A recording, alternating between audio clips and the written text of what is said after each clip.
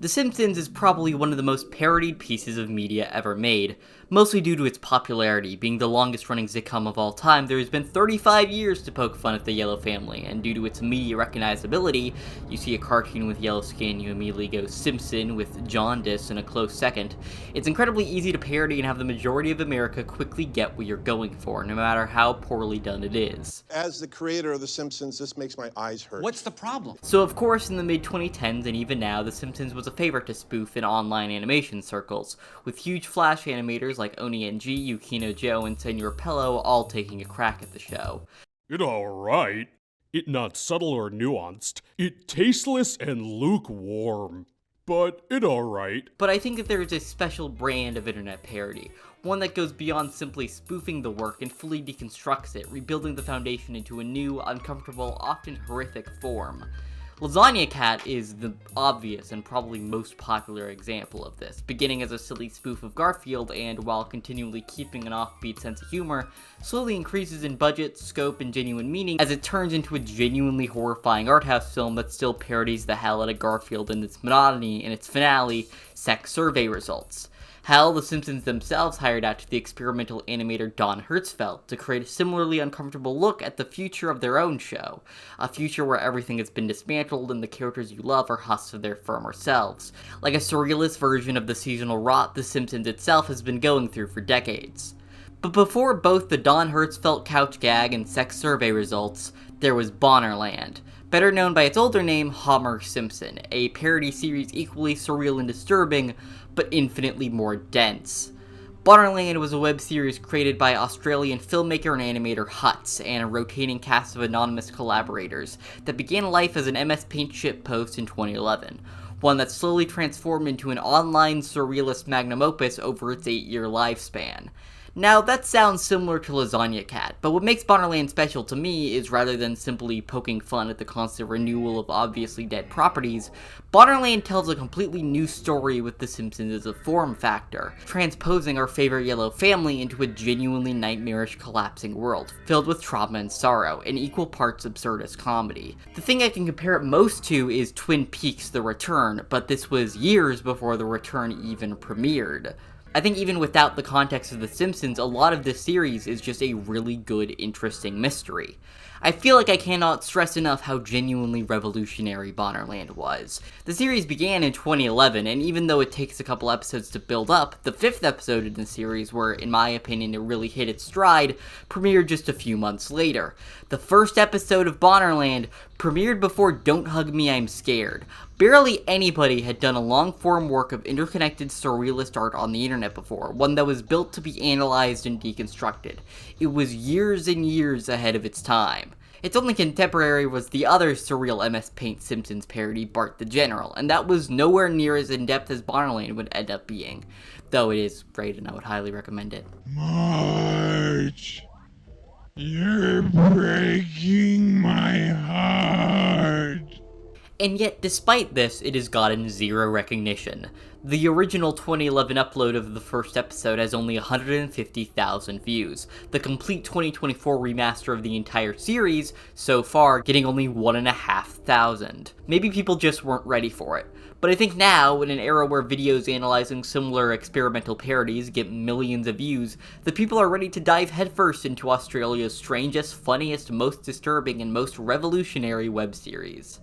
But before I do, I would like to state that I will be spoiling all of Bonnerland in this video, going through it episode by episode and explaining the strange, murky depths that lie therein. And due to that, I'm going to be leaving no stone unturned.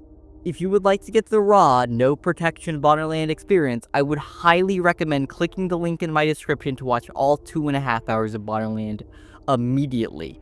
It's not for everyone. It goes to some gross, weird places. There are multiple penis mutilation scenes in this series, and it begins in a very silly way.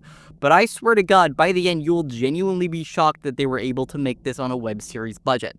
So if you're interested, click off this video now and watch Bonnerland before coming back. It is best watched completely blind. The way it twists and turns is a core part of the experience. If you know what's going to happen, you aren't correctly watching Bonnerland. Alright, have you seen it? Good. Oh boy! When are we gonna watch Bonnerland, mate? No!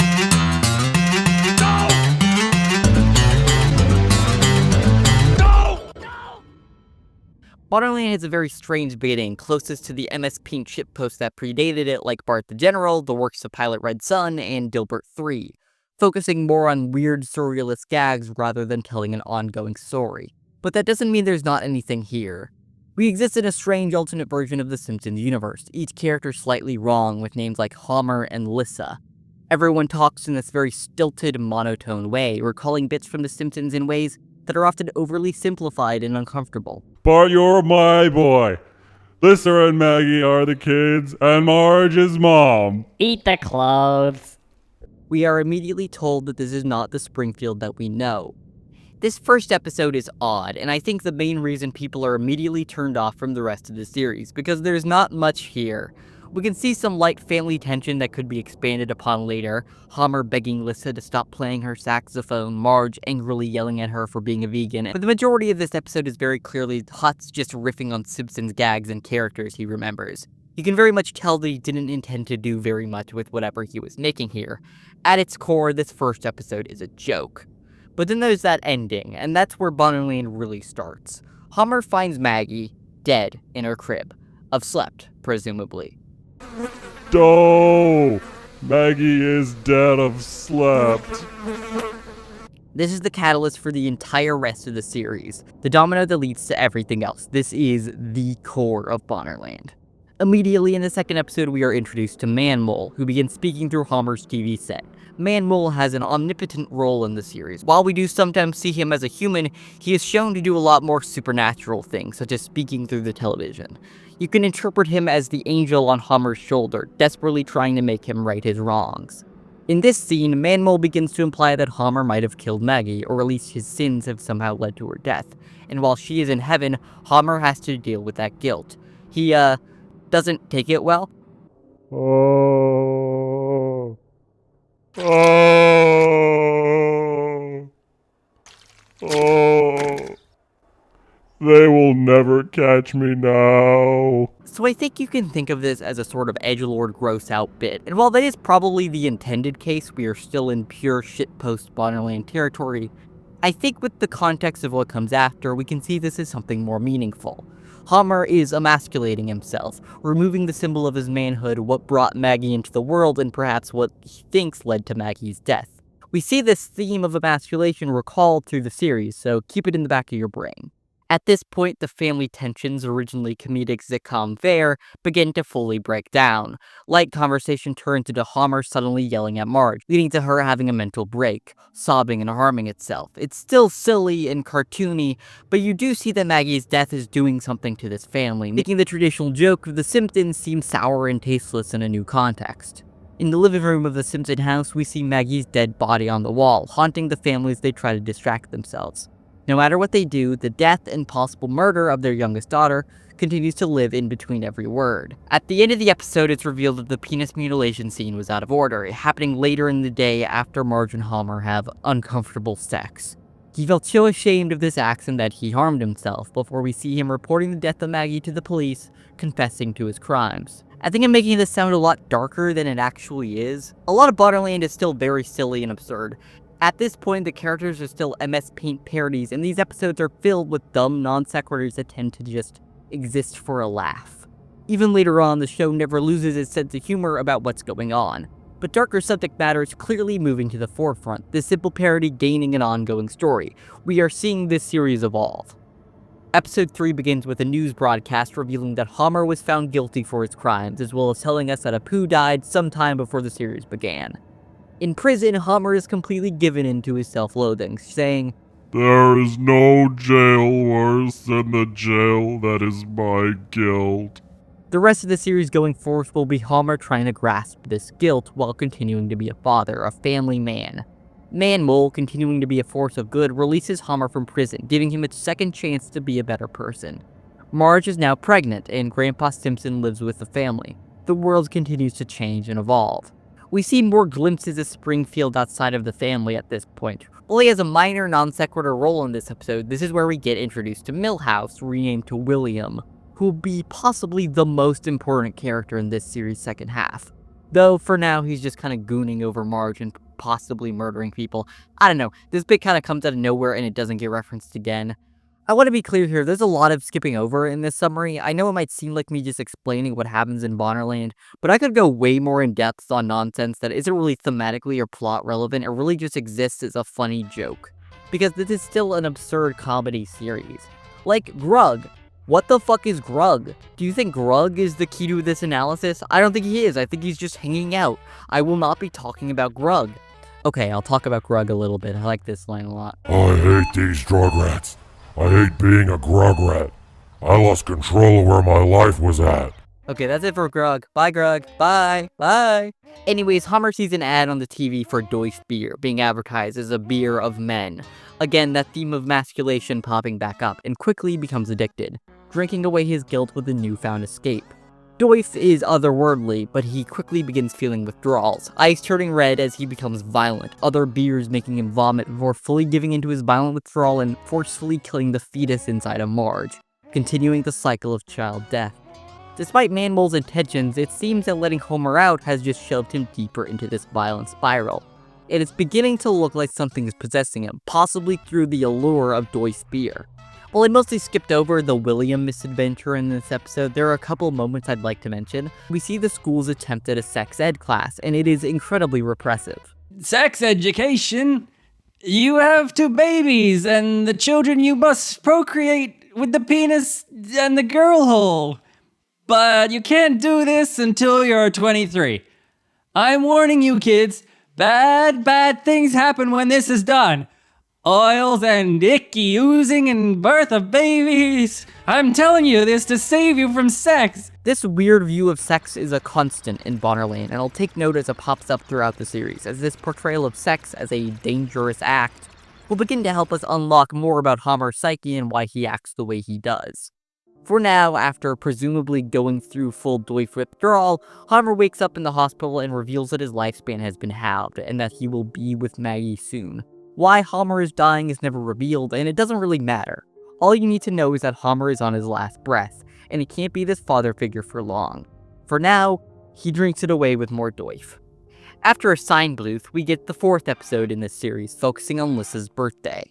Lissa, stop getting old. It's your birthday. You should stay a young girl. This is treated as a big coming-of-age ceremony, what Homer describes as Homgrum, a tradition passed down in the Simpsons family for centuries, which of course, begins with an informative sex ed picture. Alright, so we gotta talk about Stuart Little. I've kind of ignored it for the rest of this analysis, but the entire rest of this series we've seen clips of Stuart Little too, dubbed in Spanish for some reason on the television. It is most of what airs on the TVs in Springfield. It's a clear running gag, and something you have to realize with Bonnerland is that dumb running jokes quickly gain thematic relevance when you aren't expecting it. The best way I can describe Stuart Little's role in this series is as the golden boy, the peak of humanity, what, for some reason, the men in Springfield strive to be. He is an aspirational figure, one who you can learn from and see yourself in. You'll see this a lot more as the series continues, but for now, Stuart Little is teaching the Simpsons kids about sex. So with permission from the dead, Hugh.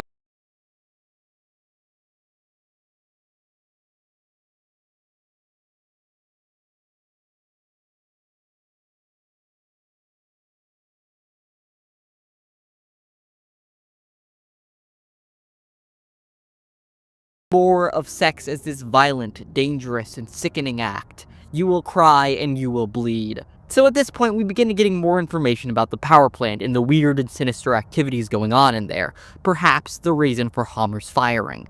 Mr. Burns is furious at Carl, screaming at him about his seemingly non-existent beard, before his eyes ominously flash red, convincing Carl to shave it off like a Jedi mind trick.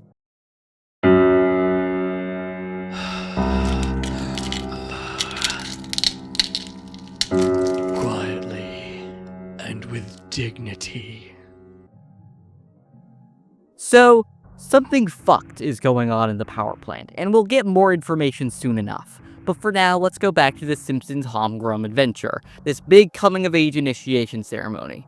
While Homer's father took him to the mountains, singing this haunting song by the fire that seems to have implanted itself in Homer's memories, We see the difference in how Hommer parents his children by the difference in their big initiation days. From camping in the mountains, this heartfelt bonding moment, to watching the Garfield movie in the theaters. It seems like Hommer has let the television do the parenting for him. From Stuart Little videos to bonding by way of screens, his parenting is shown to be fractured and without care. Even without the child murder, would Hommer be a good father? I don't think so. Going back to the power plant, we get more ominous visions of what's going on behind the scenes. Lenny and Chalmers view the city from CCTV cameras, both with their own lips shaven off. The two have pins signifying the Stonecutters, a cult group from the Simpsons show that seems to be running Springfield. Perhaps we could interpret the lip shaving as an initiation ritual. Mr. Burns trying to force Carl into his cult to have more power. It definitely has something to do with those red flashing eyes, right? The mystery builds as we continue the episode, Homer finding a mysterious hole labeled "inside" in the theater bathroom, with the cries of a baby, presumably Maggie, echoing out. Curious, he sticks his finger in the hole and disappears.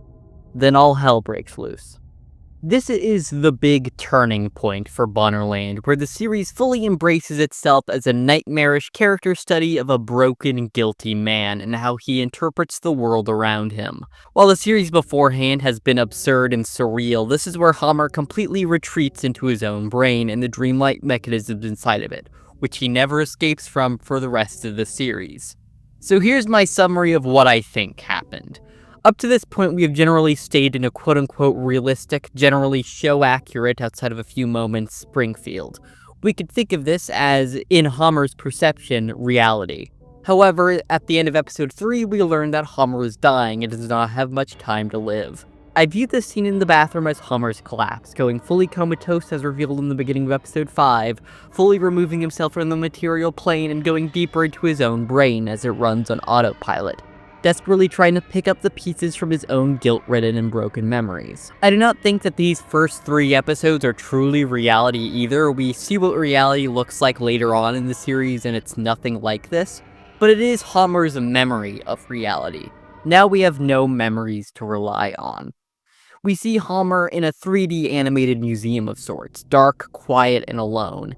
He looks through peepholes to see visions of the many murders scattered across Springfield, from Apu to Maggie. He sees himself standing over Maggie's corpse with dark red eyes, similar to after his Doif withdrawal and Mr. Burns' hypnotism. He calls himself Armin Tamzarian, the spirit possessing these people when their eyes turn red. And while he calls himself the guilt that surfaced after what you did to Maggie, I don't think that's fully accurate. While the guilt might have made Armin worse, I think Armin, above all else, is a motiveless spirit of evil, of death and destruction and decay. While the guilt made the more monstrous side of Homer feel stronger, we see him possess other non-Homer characters. So we can interpret this as him manipulating Homer, trying to make him blame himself even more. And he does. He has fully accepted that he is the one that killed not only Maggie, but Apu and Grandpa Simpson as well. Perhaps he sees himself as Armin Tamzarian, this Satan figure. Even if he did not actually commit the crimes, he thinks of himself as the poster boy of this reckless anger and fear. We see shots of Springfield empty and decaying, dead bodies scattering the screen as more people, like Flanders, begin to be possessed by Armin. In the dream world, Homer is left with a choice, Man-Mole beckoning Homer to kill himself, and Armin beckoning Homer to kill Maggie. We can see Armin pushing through Homer for the first time after he begins to become an addict for Doif beer. He begins to give into his vices while making his relationship to other family members worse and more violent. In reality, I don't think that the choice is really for Homer to kill himself or kill his baby, rather to sacrifice the things that make him happy to make his relationship with his family healthier. And he wasn't able to. He was ignorant and only cared for himself, leading to Maggie's death and leading to his relationship with Bart and Lissa becoming strained. The tool Man-Mole asks Homer to kill himself with is a wrench, a traditionally masculine and fatherly tool used for repairs and carpeting. Real dad's dad shit.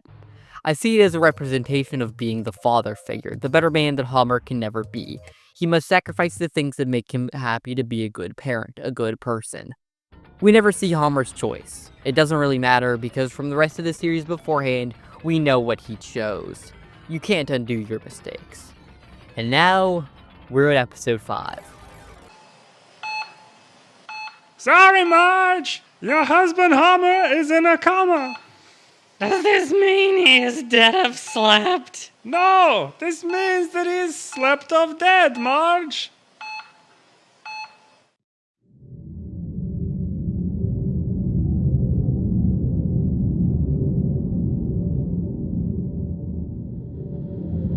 Episode 5, Treehouse of Hommer, is where I think this series truly starts to become something special.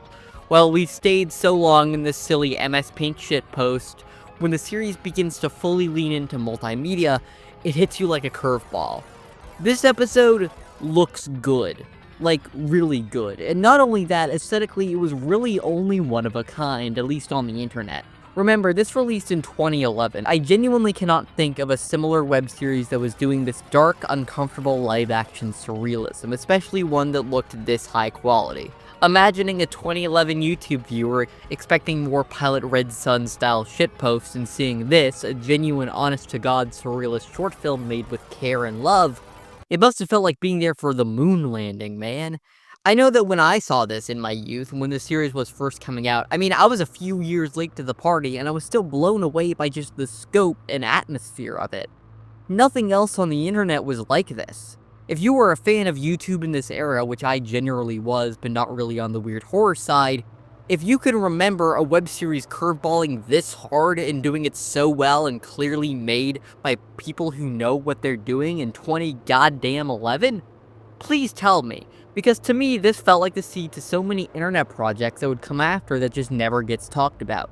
It's weird, it's surreal and dark in a way that I've only seen modern web series like Petscop, or yes, the second half of Lasagna Cat, try. And this episode does get dark. It's called Treehouse of Hommer for a reason. I think this is Bonnerland's most inscrutable episode outside of the epilogue, which we'll get to.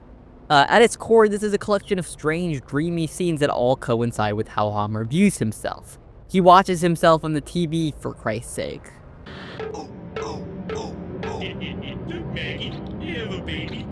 It's like they saw our lives and put it right up on screen. We see more of William here again, foreshadowing a lot for later in the series, calling his dad the star of the Cracker Factory, bragging about his race car bed. He's kind of blended in with his father here, which I think is interesting. This is Homer's broken memory we're talking about. Accuracy doesn't really matter. Well, a lot of this just seems like meaningless rambling. Trust me, this does come together in the end. However, he just snaps and begins choking Homer out, shoving him in the trunk as he falls deeper into this strange nightmare. A lot of the characters in this episode are incredibly violent. Again, this is a portrayal of how Homer views himself, someone who the world is against, who deserves to be hurt and put in his place. His guilt manifests in this self-hatred, this anxiety that everyone he meets is going to kill him. I feel like so much of this episode is built into its atmosphere, that even when I'm explaining it, I feel like I'm absolutely making you miss out by not showing you its really incredible sound design. Tense music making surreal situations more and more uncomfortable, skipping through how he uses silence and POV shots to build tension, to create this creeping feeling of something being wrong. This was the original liminal horror. If there's any episode of this series I want you to watch instead of me dumbly explaining to you, it's this one, and a later one we'll get to. This episode really does not want to be explained. It is dense and nightmarish. Hutz has said that Inland Empire blew his mind, changed his life when he first watched it, and I can smell it throughout this entire episode. The best way I can describe it is a Homer in trouble. It's rare I call something actually Lynchian. I think it's an overused buzzword that people just use as a synonym for weird or surreal. But I think Bonnerland, especially in this episode and a couple afterwards, is absolutely Lynchian. I can see his influence all over this. Strange, stilted dialogue, non-sequitur transitions purely running on dream logic and nothing more. I'm ranting at this point. Watch Bonnerland episode 5, alright? I really cannot do it any justice with this format. If I could put the entire episode in my video, I would. It's uncomfortable and strange and funny and in a way genuinely important in internet horror history. The fact that this short has been completely forgotten about, despite how monumental it was for YouTube animation and horror, is insane to me. It is where Bonnerland becomes something truly special, a one-of-a-kind multimedia nightmare deep in Armin Tamzarian's clutches. Homer wakes up at the end of episode 5 to see a note from Manuel and Armin. His moral compass has disappeared. He can't really make any sacrifice at this point. He can't be swayed one way or the other. This deep into his nightmare, he's probably dead. He steps out into abandoned, post-apocalyptic Springfield, leading into episode 6. Episode 6 is a lot more plot-heavy. This is where we get a lot more answers to questions that have been piling up as the series continues. The atmosphere on this one is equally tense and high quality as 5 was, just immediately starting with this haunting parody of Saturn devouring his own sun, and then a silent, ominous 3D title sequence stating simply, 6. Hutz at this point has genuinely perfected building up tension and atmosphere, and he uses it here to great effect. We start off with this 2D animated black and white intro, seemingly telling us the origin of Armin Tamzarian's reign over Springfield. 2 kids based on Nelsa and Ralph were playing in the park before their ball flew into the woods. While trying to find it, they discover a strange trapdoor, revealing ancient catacombs filled with paintings of Armin Tamzarian and various practices of the stonecutters. The 2, finding Jebediah Springfield's grave, open it and find a deep tank of strange black goo, pulling out a skeleton of a 3-eyed fish. We see Jebediah's face with a new feeling of anger. 2 nude figures whose characters I don't recognize, let me know in the comments, sorry I'm not actually a huge Simpsons buff, arrive controlled by Armin Tamzarian, looming over the kids. They have made a horrible mistake. We cut into the future, seeing Hommer continuing to live in this post-apocalyptic Springfield, viewing his old marriage tape. A strange lore tidbit has dropped here. In the video, he states that he is 56 years old and Marge is his teenage bride. I find it interesting that Hommer seemingly feels no guilt for this, despite us living in his unstable brain for the entire series. We've only seen him feel guilty for killing Maggie and being a bad dad, not grooming this teenager in his 50s. I don't know if this was just Hutz not willing to handle such a heavy subject, so just pushing it off to the side, or if this is revealing something deeper about how Hommer treats women, perhaps taking advantage of a young Marge so he could feel better about himself. This theme is continued when we see the wedding itself, interrupted by Hommer suddenly getting a hard-on, even calling it his Bonner, ha ha ha ha ha, and revealing his minuscule cock, everyone in the chapel laughing at him. I think it's interesting how obsessed his mind is with his penis, his own masculinity, presumably because he's so ashamed of it that he lashes out at everyone around him. Immediately after this, he goes on honeymoon with Marge, trying to fuck her, but confused and scared. He's a virgin who has no idea how you have sex. He watches the Stuart Little tape from before letting Marge basically mutilate his cock accidentally in the process of trying to fuck, a mirror of the mutilation he inflicted on himself earlier in the series. Bonnerland is a very psychosexual work. That's the main reason why I pointed out basically every mention the series has of sex or sex ed. It is called Bonnerland. Hommer, when getting married, is ridiculed for his penis size. He mutilates it repeatedly. He believes that sex is painful and not something you should ever do, ever. The world that he built in his head basically tells you to never have sex until you're 30 and married. It is not only a representation of how he was taught as a kid, but also representative of how ashamed he is of his own masculinity. Homer, in both the actual show and in this web series, is not a masculine man. He is repeatedly envious of the people who are better at living that life than he is. He's fat, schlubby. Marge, this teenager, controls the house more than he does. And Bonnerland paints a picture of a Homer who is deeply ashamed of that, who believes that he does not deserve any of that respect, that sex ruined his life, that he should just neuter himself to make sure nobody bears the fact that he's a bad father. After viewing the tape, Homer walks into Bart's room, seeing a visage of him using his computer before disappearing, leaving a message saying that he will be with Homer and Maggie soon enough. Ominous. He looks on his hard drive, viewing a copy of Lissa's diary, which gives us more perspective on how the kids see the nightmarish world Springfield has become. But as she was raised in this hellscape, she seems mostly oblivious, allowing Principal Skinner, drawn here as a snake man, sexually assault her. We see a lot of different ways Lissa perceives the people around her. Marge, old and wrinkly with crooked teeth. Bart, this teenage computer-obsessed gooner, brain rotted by blinding white lights. Apparently he's a furry now. Hell yeah, Bart. Lissa is asked to volunteer at the old folks home, to which Homer drives her and attempts to tell her to start a relationship. So, Lissa, do you like guys yet? I don't know. Make up your mind already. Do you like them, man, or not? Guys are pretty. Give them a kiss, Lissa. But... Kiss with Lester. Marge told me he's nice. Give Lester everything if he asks for it. But, Dad... Back chatting is not allowed in the car. We see more of how Hommer parented Lisa here, telling her this nonsensical, repressive advice, and yelling at Lisa for going against it. His words are what goes. It seems like Hommer views his parenting a lot nicer than Lisa does. Lisa is told to visit Eleanor, the crazy cat lady who manically monologues about her cats dying while she reads from the Bible. Eleanor sees Lisa trying to help and attempts to let her in on the secret behind this town, the Stonecutters. You ever heard of the Stonecutters, little girl? No? You listen. No one else will. Cops, Grimby, they don't listen because they're in it.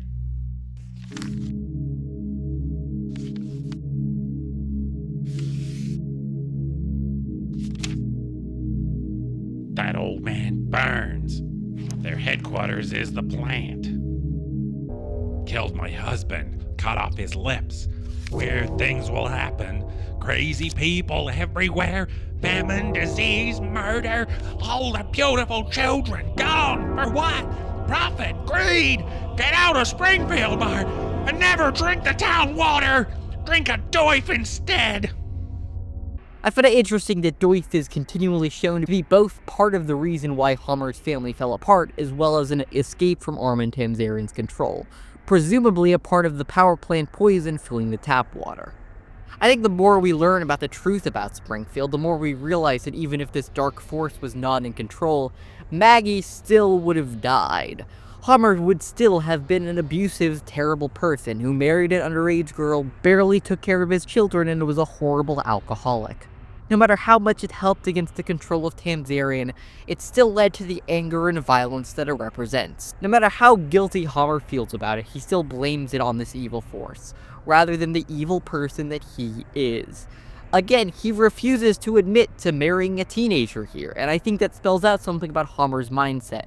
Yes, he feels guilty, but to what ends? How much is this dreamscape actually him trying to chop open his fucked up brain, and how much of it is a narcissistic fantasy land escape? We don't really know. At the end of the diary, Lisa tells us about a strange glowing man in the forest that she saw in her dreams, ominously foreshadowing the future. For now, though, Hommer sees a number on the television, which he calls, that tells him to go to the Cracker family, a place hinted at earlier in the series. Mainly it's a place William's father works, but we haven't seen very many details. However, we finally get details on what's going on backstage here, and it's a lot to take in. Hi, I'm Troy McLary. Welcome to the video, the Stonecutter Secret Cracker Preparation Project in the factory. I'd like to show you what we do here at the factory. Right here, our dedicated scientists are breeding kids more efficiently. Riper skin.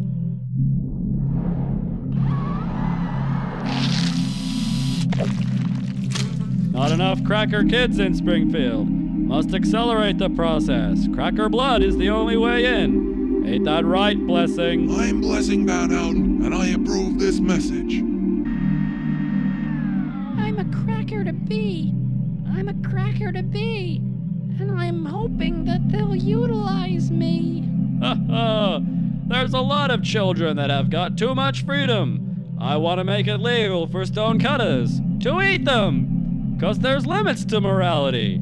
And I'll make Hommer pay. If he fights back, I'll kill his mother. Because you see, eating a child is a lot like a successful marriage. Just eat the damn children.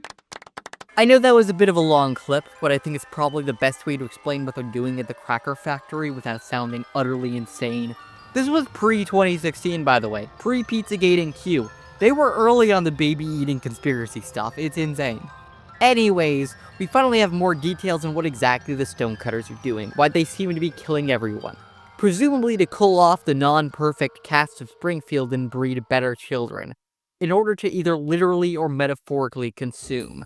However, we at least have some explanation, at least in Hommer's brain, of why Maggie was killed. It was the Stonecutters punishing Hommer for going against their plans, presumably why he was fired at the beginning of the series. After this, Hommer explains that Marge almost exclusively produced perfect cracker children. Marge was a cracker factory. Bart and Lisa as wide as Stuart. Again, we get this representation of Stuart Little as a strange Ubermensch-esque figure for the Stonecutters, as well as Hommer. Perhaps brainwashed from working for the plant, or their propaganda has gone on so long that it is a core part of the philosophy of Springfield. There's also the chance that this is just how Homer views the world, this being a conspiracy-styled excuse for the own murder of his baby. Later on, we get evidence seeming to tell us that while the stonecutters are real and evil, they are not this evil. Blessing is not churning through children to eat. We'll get there. So possibly, this is his brain over-exaggerating their power and violence, suiting his own philosophy in order to give a better excuse for the real reason of Maggie's death. As I've stated before, no matter who is in power here, Homer is still a terrible person, and would probably be a bad enough parent to allow Maggie to die somehow. There is a very real chance that the stonecutters are just Homer trying to extrapolate that, refusing to accept his own sins and blaming it on a spectral other. There's a chance that the main reason Homer villainizes and extrapolates the stonecutters so much is because of his traumatic history with the cult. We see Homer remembering his mother Mona's death. Apparently she broke into the power plant to steal some plans and was immediately found out. His father, abusive in his own similar way, judging by what we see of him here, a far cry from the sweet singer we saw him in during Homgrum, refuses to explain to Homer that Mona is dead, only knowing about it through a vision of Man-Mole, telling her that he could die at any moment, that it's dangerous, perhaps putting the power plant's danger in his mind at a young age. In my interpretation, he began to work for them to dismantle the stonecutters from the inside, and that's why he got fired. He got caught. Whether or not they actually killed Maggie as punishment, or he was just Homer being ignorant, who knows? The glowing man from Lys's dream appears behind Homer, beckoning him to a titanic pile of dead bodies, like a river of corpses. He shows Homer a vision, a continuation of what happened after Nelson and Ralph awoke Armin Tamzarian, what could have led Springfield to get to this state.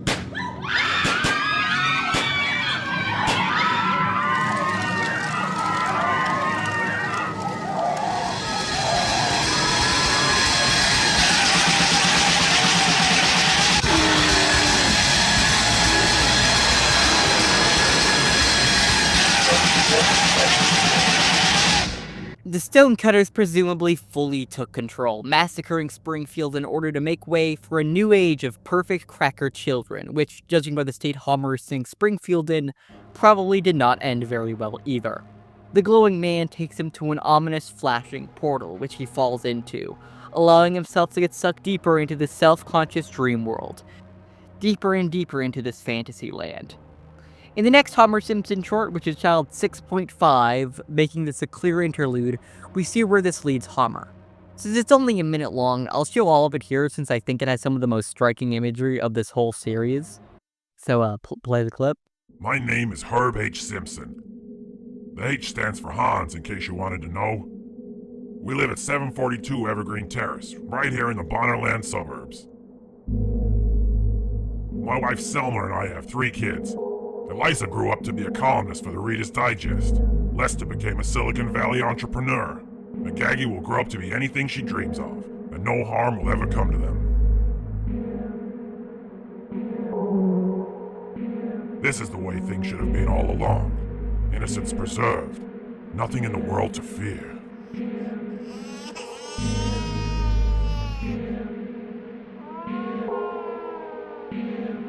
I feel strange in this house. Happy, but strange. Everything feels familiar, but looks completely new. And the town doesn't smell like burning tires anymore.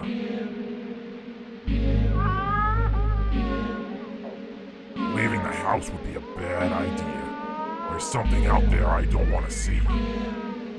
I have a good heart. I know I will be a good father again. I only wish that crying would stop.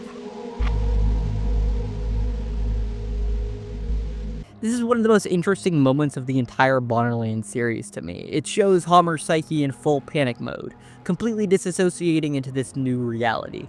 I found the certificate calling him not insane very funny.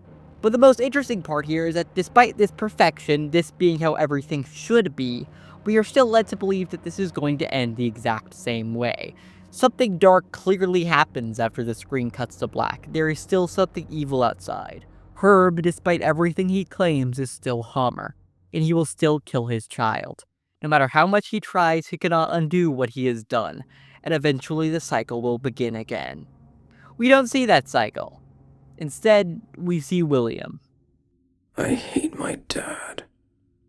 I hate him. William Drive Bus is the core thematic centerpiece of this series. It is its peak both emotionally and thematically. It takes everything that has been built up over the course of the past hour and uses it to tell a different side of this story. One that, unlike the entire rest of this series predating it, takes itself 100% sincerely and seriously. Yes, it's still a Simpsons parody, but there is no guise of it being a dumb joke or shitpost. This is a real, honest-to-God short film that deals with well-developed characters and uncomfortable, realistic topics. It is genuinely haunting. It is Bonnerland's masterpiece. I said something similar for Treehouse of Hommer, but please watch William Drive Bus without me explaining it. While Treehouse of Hommer is great, William Drive Bus not only looks spectacular, it's written incredibly and tells a very uncomfortable story that mostly stands on its own. It is proof that Bonnerland, despite all of its weirdo Sea Boyardee influenced sensibilities, is its own thing entirely. No other web series, especially of this era, would do this. Hell, I'd say even Lasagna Cat's sex survey results is not this good, because I don't think sex survey results tells much of a story. It's just a surrealist satire that, yes, is really well constructed, but it doesn't really stand much on its own. I fully believe that if you submitted William Drive Bus to a film festival, it would get accepted and possibly even win awards. Yes, there would be a bit of missing context, but this tension and style is so well crafted it wouldn't even matter. This is a genuinely spectacular climax to this story and deserves your eyes without my dumb narration. It is just 30 minutes of your time. You have watched this video for longer. William Drive Bus expectedly focuses on William and his relationship to his father, Blessing Van Houten. We don't see much of the world outside of William and Blessing, outside of archival videotapes and voice recordings of a couple Simpsons family members, but I think that helps tell its story a ton. This is not Homer telling this story, this is presumably reality. Lissa implies in the beginning that this episode is set after Homer went into a coma. Maybe I'll leave him for good. See how long he lasts without me. At least your dad is still around. So we can see that this is the most unbiased view of the world we've seen thus far. And yet it's completely centralized on two characters who have barely been given any screen time for the rest of the series. It refuses to answer any questions. This isn't about the stonecutters or Maggie's death. Hell, the blessing we see in this episode is much different than the baby murderer Homer viewed him as in episode 6. And I think leaving those threads open helps the sense of unease that has been built throughout this series. You don't really know what's going to happen, and William Drive Bus uses this to its fullest potential. There is a strong tension throughout this entire episode, immediately bombarded with haunting synth chords, William dreaming about a grave dug in the woods, and a conspiracy board filled with papers talking about missing children. We'll talk about who this guy in the center is soon enough, trust me. So we do know that something is up in Springfield, even without Homer's scuffed mental state. William is being interviewed by a mysterious man in the voice opener as the title screen plays. What's your name? William. Last name? Van Houten. Discussing him constantly moving in and out of Springfield and barely being able to keep any friends.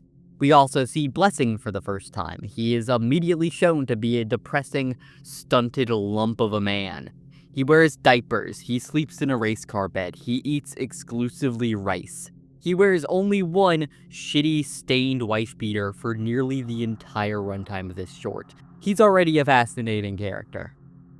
William gets a message from Bart to meet him outside a house, and we see William put on a gas mask. Presumably, he believes that there is something in the air that he doesn't want to breathe in, maybe emissions from the power plant?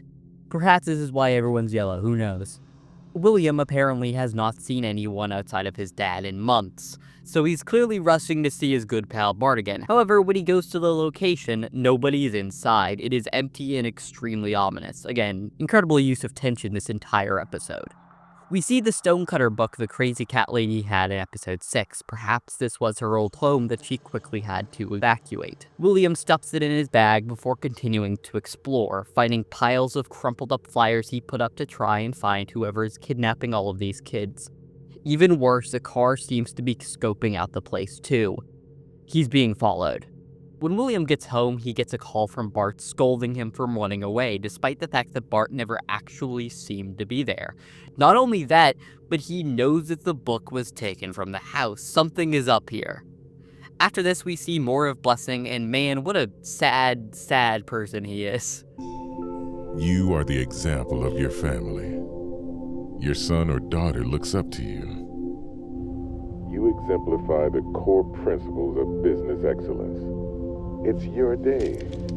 Time to show them who's boss. Presumably, this is to hype him up to try to stand up to the person who is taking his parking spot. Did you have to take my parking spot, you shit bastard? Blessing has an obsession with cars. He is constantly thinking about driving his parking jobs. He wants to teach William how to drive, and he says that this is the key to being a free man. He truly believes that his car is the answer to being happy in life. I think this says something about him as a character. It connects to the coming-of-age theme I've repeatedly mentioned here. Both Blessing and Homer are terrible grown-ups. Blessing even staying in a diaper, watching kids' cartoons with a race car bed when he's in his 40s. The number one thing a child wants to do when they grow up is drive. And that's all that matters to Blessing, that he gets to drive. He made it to his dream when he was 8. He's satisfied to stay 8 years old forever because he's afraid of succeeding any further. And in a way, he's trying to pass that down to William. We see their driving lessons. He is trying to impart that onto his son. Homer is similar. He has never grown up since Homgrum, this big coming-of-age ceremony that really ended up doing nothing. Homer then looks the exact same as Homer now, beard and all. We see the various Simpson children at different ages, but they all act the same. In the Simpsons show, they are not allowed to age. Bonnerland takes this to its logical extreme. Physical aging, but mentally stunted. Every character trapped as a dumb kid. And seemingly, Blessing wants his son to become that too, to become just like him. This is what makes him happy, so it must make his child happy as well. He refuses to let William go to school, seemingly exclusively teaching him how to drive and isolating himself from all of his friends. It's heavily implied that the reason William thinks he has to wear a gas mask outside is because Blessing wants to keep him in the house with him. Blessing never wears a gas mask and he's doing just fine. Kinda. It's all a facade to make William as stunted as he is. We even get more Stuart Little discussion, positing him as the peak of what a man and or mouse can be. You ever seen Stuart Little? That little mouse was more than happy to live with his parents. He always knew children ought to be seen, not heard. A model citizen.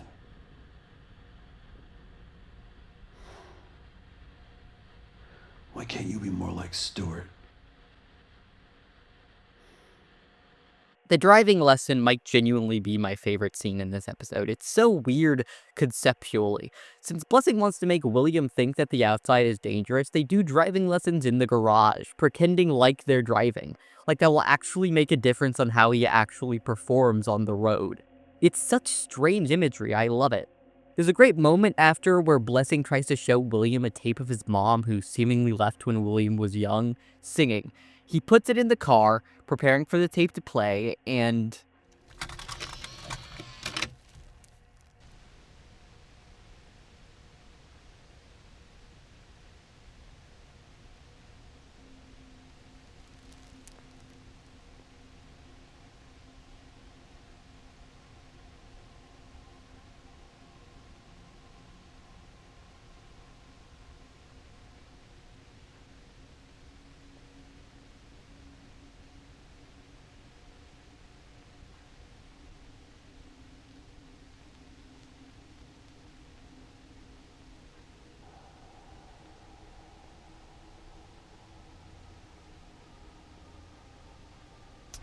It must be the wrong tape.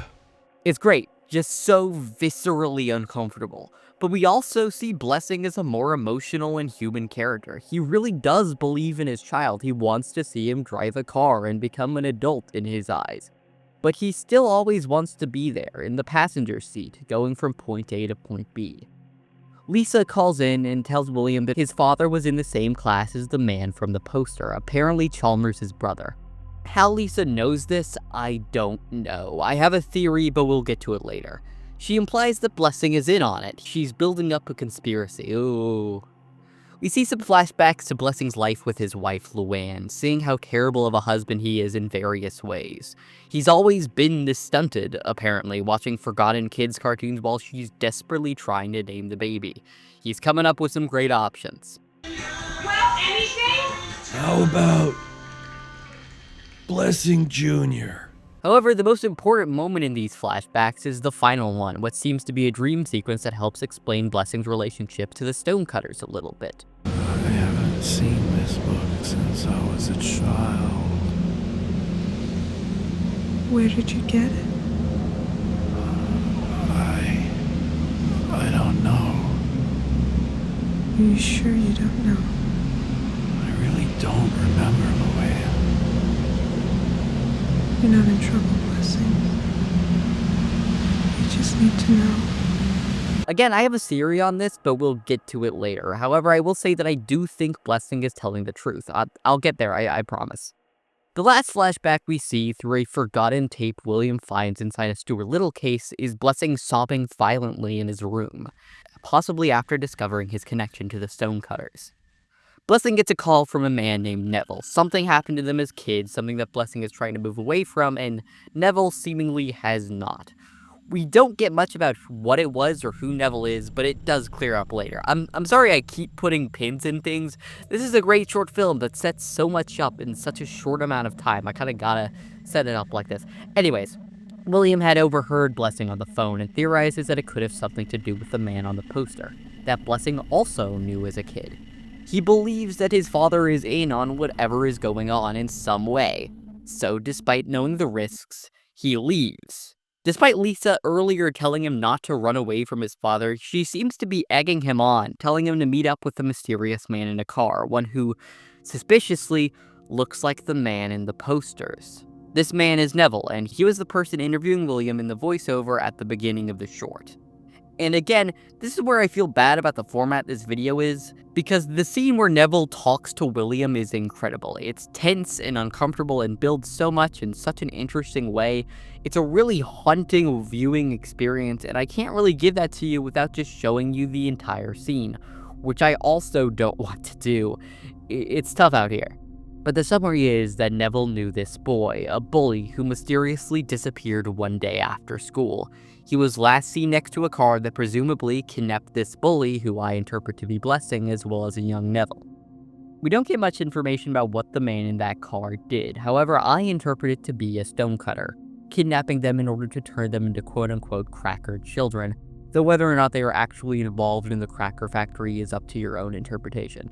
I don't believe Blessing was fully successfully brainwashed. I think he was able to escape, however he had leftover items from this time in the cult, which is what Luann was able to discover. Perhaps this is why he is stunted in the way he is. He was traumatized at a young age by being brainwashed by the stonecutters. However, it seems that Neville didn't escape. He offers a blanket to William, which he takes, and we see for a split second under the blanket, a skateboard, one that Bart rides in the opening drone shot of this short. He kidnapped Bart, and presumably Lisa too, and made them convince William to fall into his trap. He is continuing the cycle, doing what was done to him years before. Blessing was actually trying to protect him. Even if he is a part of the stonecutters still, which I don't believe is true, he kept William inside because he didn't want his child to go through what he knows the stonecutters do.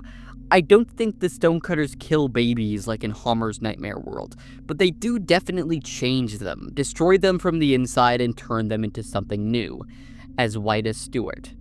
As the credits roll, we see Neville drive off with William in the opposite direction from where he came. Blessing waits for his child to return, and he never does. And this is the end of Bonnerland. This is what it gives you. A story about a man's psyche deteriorating. A story about people who refuse to grow up. About traumatic cults, about penis envy, and deconstructing what television really is. While The Simpsons stayed in perpetual renewal hell, Bonnerland views this world where the status quo doesn't exist, and how without it, everything melts into a nightmarish multimedia parody of itself. Springfield cannot exist without the safety net of everything returning back to normal. It purposefully blends tons of pop culture phenomena in order to destroy them in a much deeper way than the simple idea of what if Homer killed Maggie. Using pop culture to discuss the pop cultural view of masculinity and fatherhood, how repressive television truly is genuinely genius. I think it is so much more than just a Simpsons parody cartoon. It is a genuine work of art that wants to make you think it's a shitpost. It's beautiful. William Drive Bus was the perfect way to end it. This work, built off pure irony, being ended with genuine, full sincerity, is kind of beautiful. What do you mean there's an epilogue? Look, I'm not gonna stay on Bonnerland Sentience for too long because it's purposefully non-canonical and confusing. But it is also incredible and has moments that exceed a William Drive Bus in its pure insanity. The intro of this episode makes it look like the end of Evangelion, and I could definitely see that comparison. It's fucking weird, man. This episode purposefully makes zero sense. It is constantly shifting, characters' names change on a dime, new characters are introduced, things happen for no real reason constantly. It is simultaneously hilarious and genuinely disturbing at the same time. It is a viscerally off-putting experience. The deconstructionist aspects are being pumped up to 11. It is deconstructing the form of the series itself. It is one of the only modern works of art I could genuinely argue is true modern Dada. It's incredible. You could interpret Sentience as Homer's dying dream. We see at the end that this is Krang and Kodos desperately trying to gain any memories from Homer's failing brain. Random neurons firing as they try to keep it alive for just a bit longer. This is the deepest layer of Bonnerland, and it is not for everyone, but God, I wish I could see it for the first time again. It makes you feel like you're having a stroke. It's beautiful. It's genuinely a one-of-a-kind work of avant-garde art that I have never seen matched on the internet. I would also like to mention a good amount of this was written with an extremely early form of AI-generated text, before ChatGPT and all of that. This was long before the hours and hours of discourse on this topic, before AI art was really even a thing. This was an experiment, and honestly, I think it fits perfectly with what it's trying to be. The way this was made was by generating a massive chunk of mostly gibberish text based off of previous Bonnerland scripts, and trying to pick and choose and make sense of certain parts, just like trying to make sense of a dying brain's random neuron outputs. Hutz did not know what the future of AI would become, and generally does not seem to be very supportive of it. This was not made with grok. This is still an extremely human work. The primitivity of the AI at the time forced it to be. If no human hands touched the script, it would be completely unintelligible. It would be nonsense. I think it was genuinely the only way to make something like this, something so purposefully chaotic, basically doing RNG with various Bonnerland scripts and trying to make something semi-cohesive out of it. It's really one of a kind and something you cannot do with the modern dogshit hyper-clean AIs out there. I wanted to say this because I know that this is the type of thing that makes people uncomfortable, but this was long before AI art really even meant anything. It was made clearly with a different intention than Mid-Journey Sloth. It used the nightmarish dreamy quality of early AI to create something completely unique that cannot be done today with the progressions in the field. It's both a really insane avant-garde gem and a very interesting time capsule of an era of technology that doesn't exist anymore. But with that, we have now talked about all of Bonnerland, from Homer killing his child to the world collapsing in on itself. What a ride. I hope I generally summarize my interpretation well. This is a work that takes multiple rewatches for everything to really make sense, and it very purposefully leaves a lot of questions unanswered. But my general reading is that it is a character study about sad fathers who refuse to grow up or change, and how that affects the world around them, by way of deconstructing various pop culture phenomenon. But that still doesn't explain all of it. This is a rabbit hole that goes endlessly deep. I skipped so much of Bonnerland in this video. So please, tell me your own interpretations of the series in the comments if you've watched it, because this is a puzzle box that can have infinite solutions. And if you haven't watched it, you really should. I kind of ruined the experience of going in blind here. The unpredictable nature of Bonnerland is why it was so impactful to me.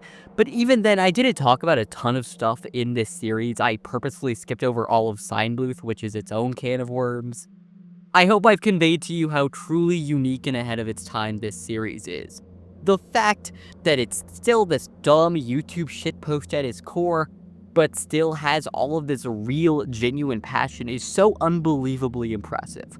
I hope one day it gets the love that it deserves, as a truly revolutionary highlight in the history of weirdo internet horror. Anyways, before I go, I was able to interview Hutz and Tovich, Hutz's partner and who played William in William Drive Bus, and I talked to them about creating Bonnerland and what the experience meant to them. Originally, this interview was going to be sprinkled in throughout this video, however, it ended up being nearly an hour long and with barely any visuals, so I didn't really know how to put this in the video without completely destroying the watch time. If you're interested in that, I've linked it in the description as a separate video. You can treat it like a podcast. I think it's well worth a listen, especially if you're interested in production details.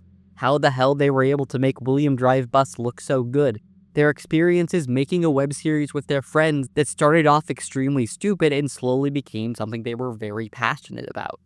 I don't know, it was really cool to talk to these extremely interesting people about the creative process and what their work means to me.